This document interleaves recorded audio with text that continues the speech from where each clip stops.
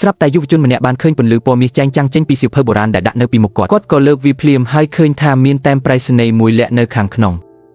ម្ចាស់ហាងបាននិយាយថាបើពេញចិត្តយកទៅចុះឲ្យលុយ5រូបពីមកយុវជននោះក៏បានទិញតែមនោះភ្លាមពេលត្រឡប់ដល់ផ្ទះគាត់ក៏ឆែកមើលតាមអ៊ីនធឺណិតភ្លាមហើយបានដឹងថាវាគឺជាតែមប្រៃសណីយ៍ដកម្រមួយពេលនោះមិត្តភក្តិជិតស្និទ្ធរបស់គាត់ក៏បានដឹងថាក្មេងប្រុសមានតែមនេះគាត់ក៏បានហៅអ្នកមានម្នាក់ភ្លាមពេលដែលអ្នកមាននោះបានឮថាតែមនោះក៏មកគាត់ក៏ប្រញាប់ទៅដល់ទីនោះភ្លាម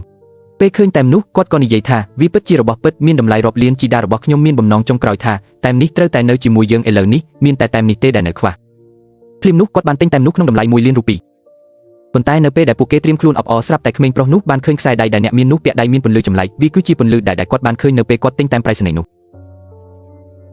យុវជននោះគិតថាតែឥឡូវខ្ញុំទទួលបានអំណាចសម្គាល់របស់ខ្លែងខ្លាយហើយឬតាមពិតគាត់ទទួលបានអំណាចនេះនៅពេលដែលគាត់កំពុងជួយបុរសចំណាស់ម្នាក់ដុតក្រដាសនៅតាមផ្លូវ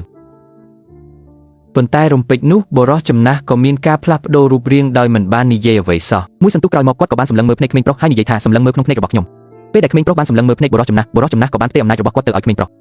ពេលត្រឡប់មកដល់ផ្ទះវិញយុវជននោះក៏ដឹងថាខ្សែត្បូងរបស់មិត្តស្រីគាត់ត្រូវបានចោរលួចបាត់ហើយខណៈពេលដែលគាត់កំពុងចាក់ទឹកស្រាប់តែគាត់បានឃើញច្បាស់ថាចោរលួចយ៉ាងដូចម្ដេចរត់គេចដោយរបៀបណាថែមទាំងស្លាកលេខរថយន្តរបស់ចោរក៏ឃើញច្បាស់ដែរគាត់ក៏ប្រាប់មិត្តស្រីឲ្យរាយការណ៍ទៅប៉ូលីសភ្លាមហើយខ្លួនឯងក៏ប្រញាប់ចេញទៅតាមចាប់ចោរ